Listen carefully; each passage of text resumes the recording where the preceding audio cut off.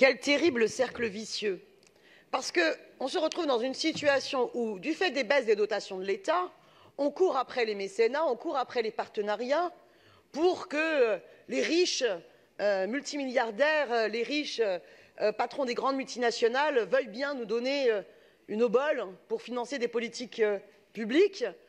Et résultat, nous allons contribuer à faire la publicité justement précisément des pros de l'évasion fiscale qui contribuent à appauvrir l'État, argument pour lequel l'État ensuite justifie de la baisse des dotations aux collectivités. Quel cercle vicieux!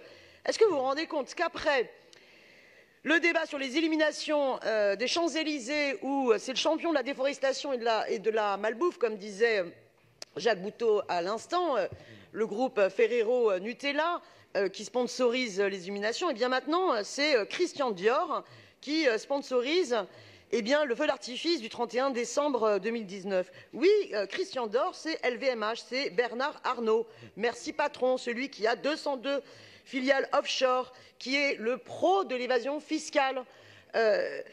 C'est quand même un symbole terrible de l'appauvrissement de l'État. Je veux dire, cet homme-là, comprenez bien qu'il est responsable à un moment donné de la situation catastrophique de nos hôpitaux, de nos écoles, du manque de moyens de nos pompiers. Voilà la conséquence. Alors évidemment, les responsables premiers sont nos gouvernements qui sont incapables de lutter efficacement contre l'évasion fiscale. Alors j'entends mes collègues qui disent « Oh, mais monsieur Bernard Arnault, c'est de l'emploi ». Mais vous voulez rire ou quoi?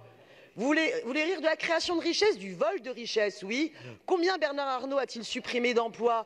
Combien a-t-il supprimé d'emplois, Bernard Arnault, dans sa politique antisociale des entreprises qu'il a pu diriger? Combien, vous le savez? Vous allez encore nous faire croire que c'est le sauveur de l'art contemporain, c'est cela? Alors que par l'évasion fiscale, il a financé justement ses collections au mépris de l'intérêt général. Voilà ce que vous êtes en train de cautionner. Vous offrez une publicité à ceux qui sont des gangsters de l'évasion fiscale. Voilà, c'est un pur scandale. Et surtout, quand Christian Dior donne 100 000 €, combien sont défiscalisés par la loi Yagon? Donc vraiment, je voterai contre cette délibération et ça ne vous honore pas d'avoir comme simple vision de l'intérêt général de vous mettre à plat ventre à remercier les géants de l'évasion fiscale.